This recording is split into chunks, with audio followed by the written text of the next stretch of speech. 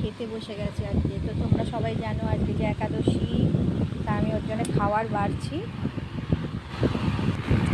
তো সকালে করে রেখেছিলাম ডালিয়া, এই ভাজাগুলো এখন সাজিয়ে দিই ওর জন্যে।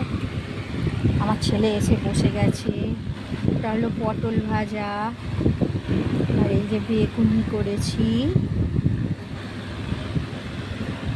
তার সঙ্গে রয়েছে আলু ভাজা।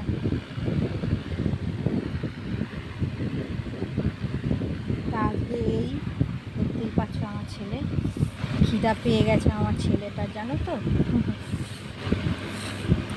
তো এটা ডালিয়া বানিয়েছি সব কিছু দিয়ে, পেঁপে দিয়ে, তারপরে কি বলে, পেঁপে, আলু, পটল, টমেটো সব কিছু দিয়ে ডালিয়া করেছি।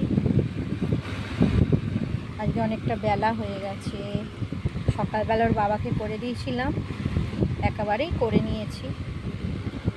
বাবা খেয়ে না, ছেলে খাতে লাগে। বাবা একটু পটল ভাজা খাও না। আজকে আর চাটনি ফাটনি কিছু করিনি।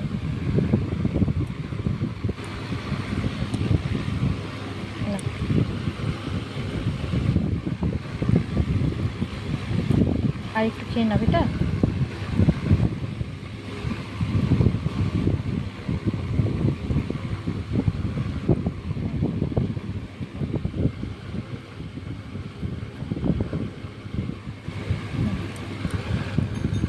একটু জল খেয়ে নাও আমার বাচ্চা, সোনা বাচ্চা। তো আমার যদি আজকে তোমাদের ভালো লেগে থাকে তো সবাইকে প্রথমে জানাই শুভ দুপুর।